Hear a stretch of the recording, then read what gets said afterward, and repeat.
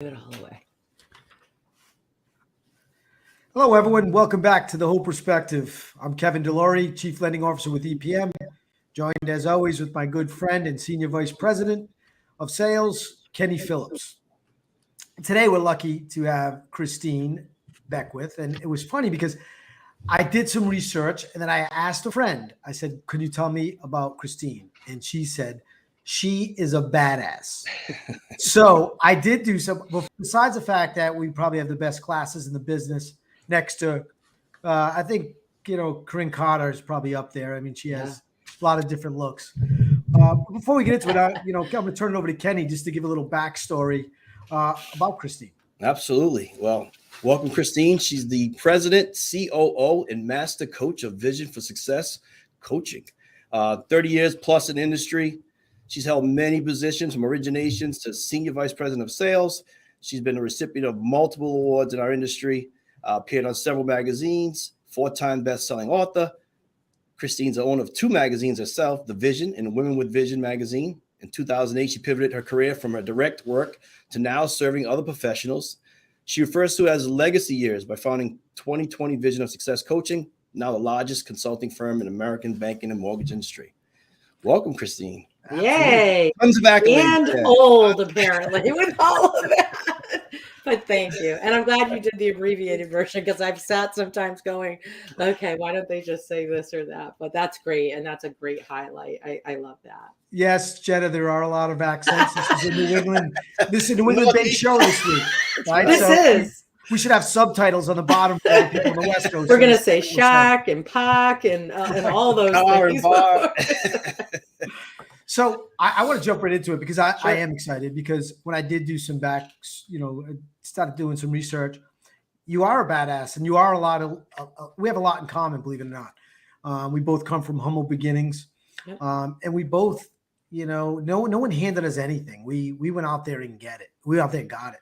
So I'd love you to tell the story of, growing up to where you are today, because it's something, I'll be honest with you, I never wanted to talk about. It wasn't until I met Culture Matters that I would open up and share this story, because not that I was ashamed of it. It was a tough past growing up to get where I am today. And I wanted people to see me from who I am today. And I think the biggest story is how I got here and where I came from.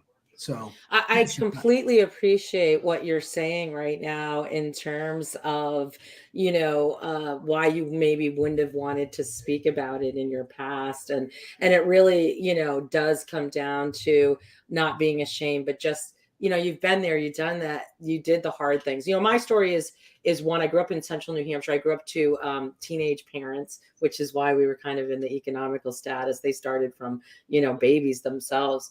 And I'll just say this, we were rich in all the ways that counted. But, early on, education for me seemed out of reach. At 14 years old, I've written about this in my books. I was poised with the question of, selecting when you go into high school, college, vocational business. I wanted to go into college prep, but my parents would not sign the paper to do so because they felt it was unrealistic. They told me right then and there, you're not going to college. We're not going to be able to pay for it. And my story unfolds, and I'm giving you the cliff notes, in that this principal and guidance counselor kind of got in and battled my parents on this moment of reality and logic and keeping my feet on the ground. And then this idea that I could work for 4 years through high school to get myself to college on scholarship. And so at a very young age, I was groomed by mentors to put myself into a position to fight for education. And so I was working through school. I was doing extra sports. I was doing I was having to maintain a high grade point average. And I did get to college on 13 scholarships. And I took college very seriously because I was working a 30-hour job to put myself through school. I went directly, my job in college, even though I was going for sports medicine and health, was with an understudy. I was an understudy of a female originator, and that's the rest of the story. I got the bug. And so I will just say this. I think all of those things that happened to me when I was young shaped my persistence, my work ethic, my attitude about overcoming. I've never listened to the stats. I love it when someone says you shouldn't do this. Logically, I'll look at something. I'm not combative. But if I believe I can do it, I will ignore the stats and go for it. That's really my story in a nutshell. It is so nice to hear someone else share it, because I think at times, like I said, it's tough to share it in the beginning. And the first time you say it, it's Yep. awkward. And now anyone that asks, I explain, I could have went a different direction. I have 3 older brothers, two are no longer with us. They went a different direction. Yep. And me and my brother went this way. I was the first one to go to college. Yep. I was going to be a secondary ed teacher, believe it or not. I could, with this accent, I don't know how many kids They would would be have out loved there. you. Yeah, right. But I think it's just an awesome story. I think when you Thank put you. your mind to anything, you can achieve it if you believe it, right? And I Yeah. think that's half the battle. I think what you're saying, you just have to have the right people around you. And I was lucky too to have the right people around me that said you could do anything you want to do. Yep. And I do that with my daughter every day. I have one daughter, and she's 5 years old, and I try to remind her every day, like, don't ever doubt yourself. And My dad was that guy, Kevin. so I'm keep doing that. Keep doing that. That's awesome to hear, because I do. I say, she says all the time, I say, Delori's are winners. And she says, Delori's are winners. And it's just, it's great to hear that, My dad, I have it tattooed on my arm, but this is what my dad wrote on a piece of paper and put in a Bible when I left for college, scared to death. By the way, he was 17 when I was born. So when I went off to college, he was 32. And they didn't have a lot to give me. I went to college with my graduation gift money and 2 boxes and got a ride to school an hour and a half away with no car. And he was scared to death. And this was pre-cell phone era. So when I left, I was leaving, like making a phone call was like a thing, like find a landline phone once you get there and make a call, or use, coins in a machine once in a while. But it was a big goodbye. And he wrote on this piece of paper, have faith, be strong, and believe. And he had raised us very faithful. When I say we were rich in family, I would say fundamentally speaking, we sat for dinner every night. We went to church on Sundays. We were neighborly. We worked as a community amongst our poor little street of people that were just surviving.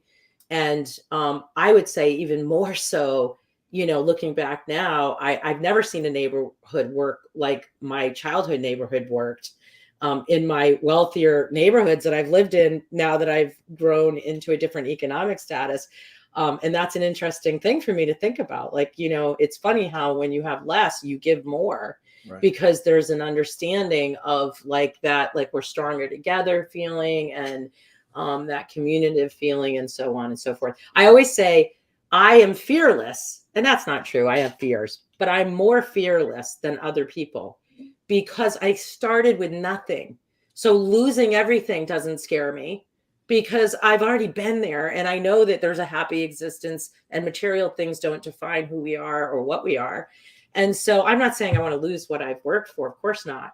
I'm saying that risk is less scary to me than somebody that's never known what it's like to live without money, Well, that's, Kenny, I'm sorry. I just got to ask this question because I saw it today before we get on there. You just said it, and it was something I was thinking about today. 2022 scaring a lot of people. Yeah. And you had a post, I think it was yesterday or today. It was about, I'm running towards the opportunity. If I'm not afraid of this, I'm going at it. And that's pretty badass, right? So what other people are saying, oh my God, I'm going to do less, I'm going to do this. They're automatically in that mindset that it's going to be a bad year, where you came out and said, bring it on. I'm here, fearless, and it probably will have a being a year. Right. And I think that's what separates the winners from the people that will just settle. Yeah. So, over time, leading through different markets. I led through 06, 07, and 08. And I mean, let me tell you, there were people talk about that, but if you're really, really old, you remember 98. I'm going to tell you, there was a bad market prior to 06 and 07. It wasn't as bad as that. It was the first of the subprime delinquencies. And in the fall of 98, the rate rose more than 1%. And in the last 32 years, you only saw that a few times.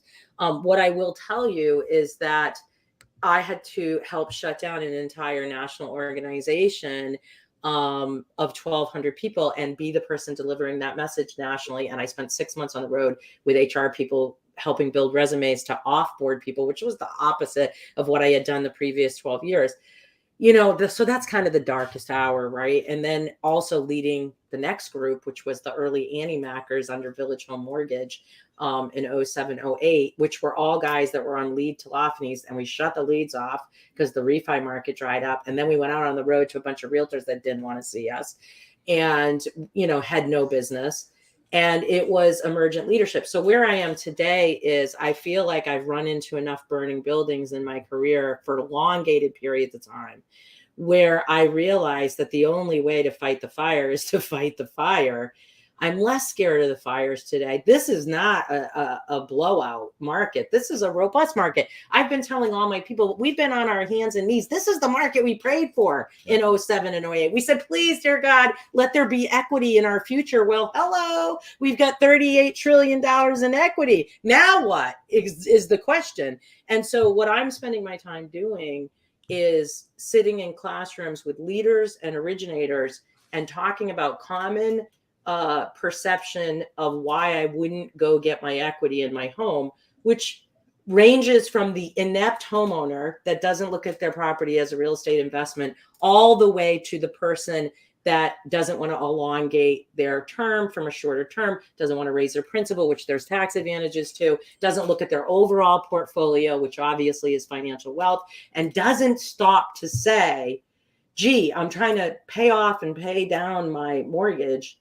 And at the same time, I'm doing that because I want to have a savings of my mortgage payment in 20 years and I want to retire early. So you're telling me you want to pay extra now, have no liquidity to get to that $3,000 a month savings in 20 years when I could give you the savings in one chunk that you're going to have in 20 years right now for a couple $100 a month. Like, let's talk about this. So I digress, but I am more ready for leadership in this type of market than I probably have ever been in my career. Wow. As a result of that junk that happened. Christine, I've seen you speak, I've seen your keynote, and you know, you've gone from executive leadership to now this entrepreneurial spirit with over 3,000% growth in your company in the last few years. Talk about that transition from executive leadership to now coach, educator. Yeah. You know, the exact transition was difficult. Leading up to the idea that I had come to terms with the fact that I was a teacher by heart and principle. I found myself in an executive boardroom many times going, what the hell am I doing here? You know, I love what I'm doing, but man, I really enjoy training and teaching and helping young people and helping people find their way. And as you get older, you come to terms with what you're good at and you come to terms with what you don't want to do anymore. And the things that keep you from moving in those directions are money, ego, title. I got to tell you, the very first event I attended was an Associated Independent Mortgage Experts event as setting down my senior VP of sales title. And I was not loving the lanyard that said coach. I have shared this story before, but there was a broker that walked up to me and my lanyard was backwards. He didn't know me and he turned it around to look at it and he goes, oh, you're one of those. And I just kind of shrunk in my skin because I thought, you know, I have to get over that I'm not in this powerful position leading this national bank anymore. And I am now giving my life to a consulting firm that, you know, I've decided I'm going to live for purpose. And so it was a very hard transition. It was hard to let go of the helm of Annie Mac. I said goodbye at a national summit. They had no idea that I was leaving. I spent 3 days with them and it was the last announcement made on stage for the event. And there were only 6 people in the room that knew I was leaving. And it had been a 1-year process of unwinding me. So it was very much like, ta-da, I'm leaving. And I left in a Seinfeld mode, I think, because I was so popular with all of them. They surprised me on stage and they bought the first contract for 2020. They told me as I was standing there, like, we're going to purchase the first consulting. They're still getting consulted, which is great to have someone not have their foot on your ass when you're on your way out the door. But it was hard. And once I got over that little bump of like, this is who I am, this is what I've chosen, I did it for the right reasons, I thought, let's show the world what I'm made of. Let's build this thing. Let's show the example we're trying to set. And the last thing I'll say is we have a no-fail option. If I'm going to tell an Eddie Perez advice on EPM, or I'm going to tell a Joe Pinabianco advice on AnyMac, I can't do that while 2020 is failing to execute. we are setting a platinum standard in the way of marketing, sales, execution, culture, all of those things, because we in real time are setting the example of growing and scaling a business in a fishbowl.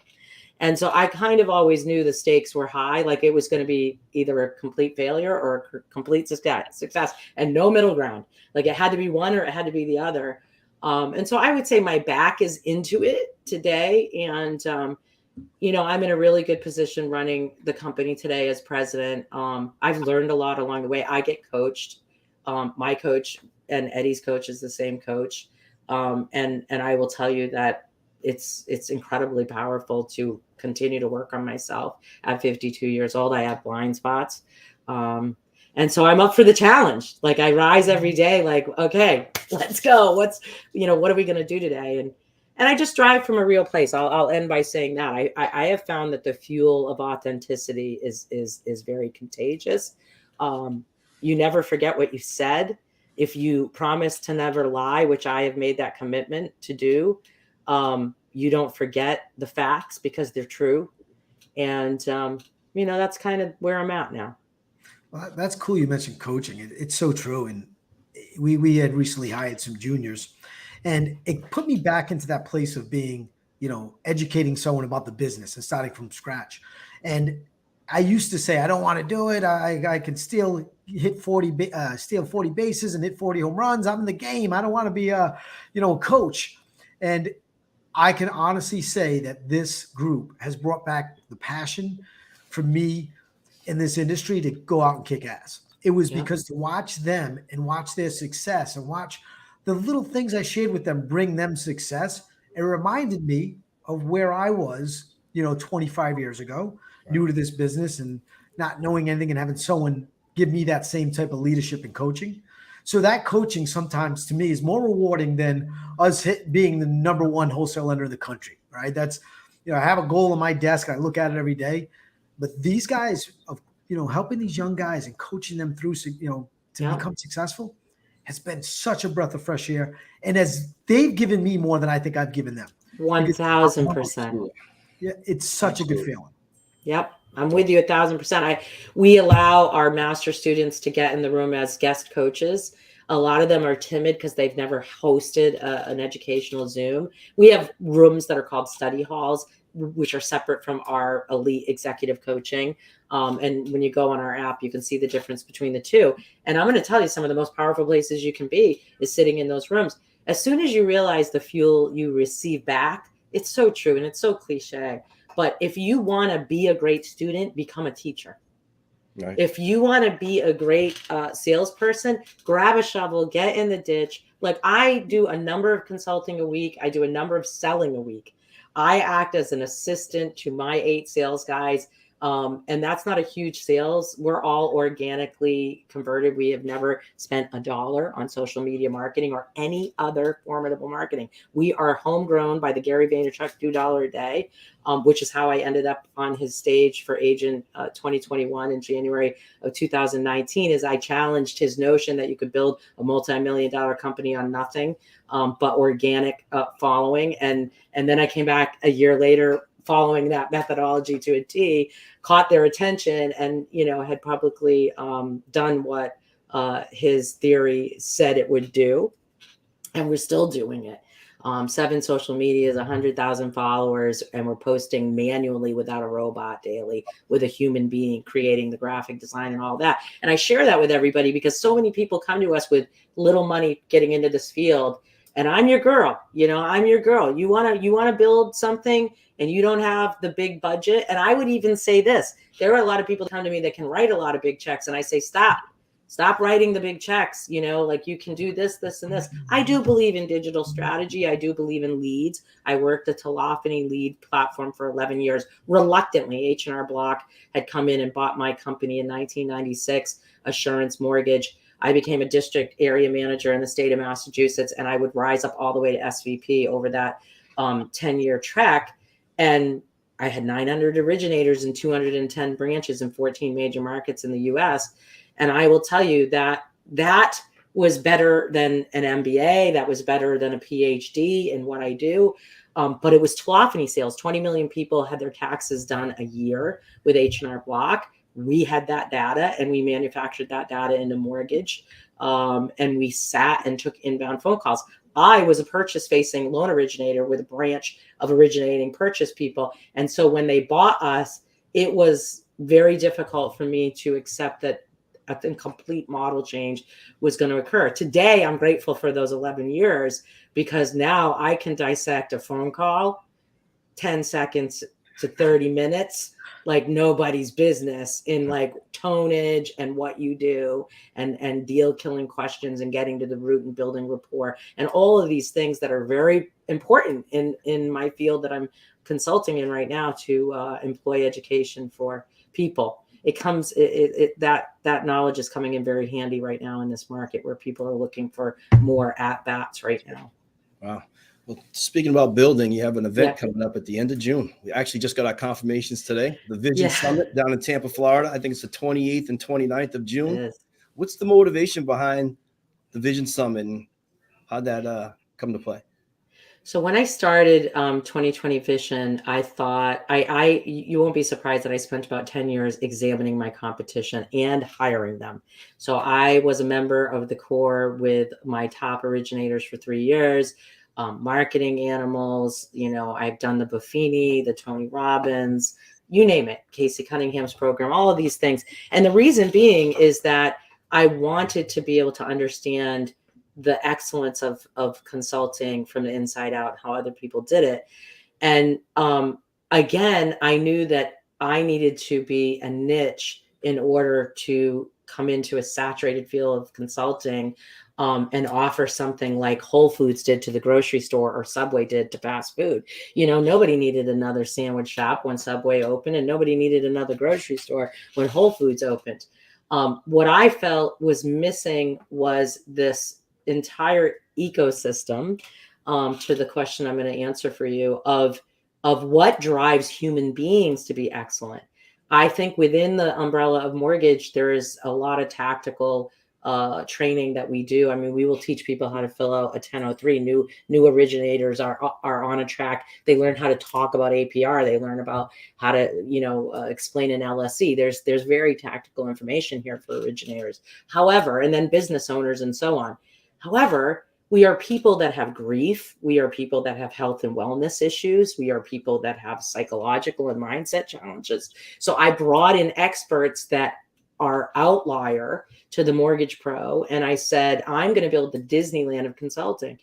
And there's threats in being too big, because in coaching, if you feel like you're not doing everything, then you may feel like you're doing it wrong. So we have to lean into this. And to this point, you need a playground that is physical. And every year, because we are a virtual firm, our playground becomes the Vision Summit. And what we do is for 3 days, we come together and all of our students are allowed to come, and we come up with a new theme that is relative to the market. And it is a Las Vegas show. I'm telling you, when the lights go down and the doors close, the show begins, and it is tremendous. There are 18 people sitting in the back of that AV room, rocking those mics and those things. And it is leaving you inspired. It is leaving you feeling great. This year's theme is the Eco Vision. We're going to take you around the world. The room is going to be set up like a planetarium, 3D. It's going to rock your songs. And I will say the big kickoff reception is just as beautiful, because I was a 1% female executive in the banking industry. And even though I will say this, even though I'm a tomboy, even though I wasn't a huge women libber in my career, because I was 98.5% surrounded by men, top, bottom, sideways. And I would argue I'm more comfortable a lot of times sitting with the boys because of my environment. And I owe my career to men. Say that out loud. I will tell you that I want to provide good business prowess education for females. And so Women with Vision is not an advocacy company, even though we give away formidable philanthropy donations. We are 100% women trying to rock our businesses.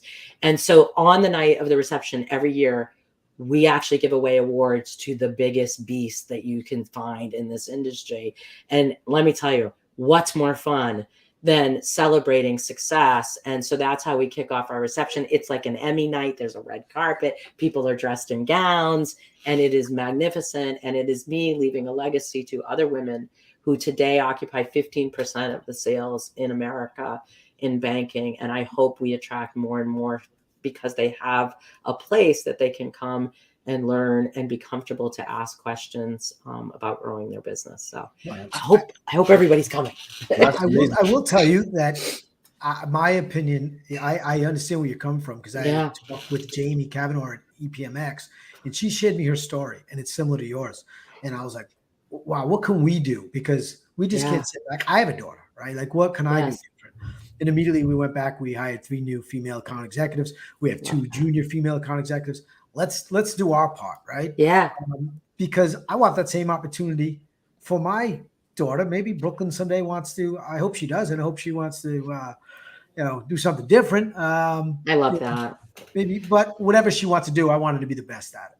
I've had long conversations with even Eddie about this, and I have an interesting perspective, because I've always said, if there's 9 women and 9 men sitting at a table, something's wrong. And I mean this. Like, equality to me is not, I'm not seeking equality necessarily. What I'm seeking is that if there is a woman whose choice is the best choice for a job, let's make sure she gets it. I am working with women more than I'm worried about the outlying effects, just like with business. I'm saying, drown the noise, ladies. Stop being mean to one another. Let's get formidable. Lead with results. Don't expect a piece of the pie if you haven't earned it. Don't ask for it, by the way. You are not owed anything by this industry. And by the way, be aware of where we are in the history of women's work and evolution. In our lifetime, we are still within 100 years of women voting and all these things. And so where do we find ourselves right now? Well, we find ourselves in this thrusting moment where there is a lot of push and there's a lot of play. But how do you want to participate in that? For me, I want to be someone that you would pick if you had to go to war and pick 5 people to go, because you knew I would lay it all on the line to fight your battle with you, man or woman. Right. And so if I'm your choice, then I'm doing something right. So Women with Vision is truly about showing up and maybe changing the narrative of the conversation to show the world there are women rocking this field. These are those women. They're multimillionaires, self-made. Here they are. I'm going to parade them out, and I'm going to give everybody in this room the confidence that, yes, guys, we need your help. Yes, ladies, we are rocking it. Let's come together, men and women. And I don't care about the numbers at the table. Right. Just get the right people to the table. It's essentially it. That's amazing. I tell you, as important as D&I is, but you're really talking about merit, right? Yep. And one of the quotes I read about you said, I wrote it down here: get good results, show up, don't ask for exceptions, fight for your turf. That's right. That's right. And that's what it's about. Getting a seat at the table is great, but like you said, the merit, it makes you feel so good about, earning your way and being the selected choice. Okay, before we ask the staple question, I do have to say to the person that's listening, I'm sure, that said you were badass, you were right.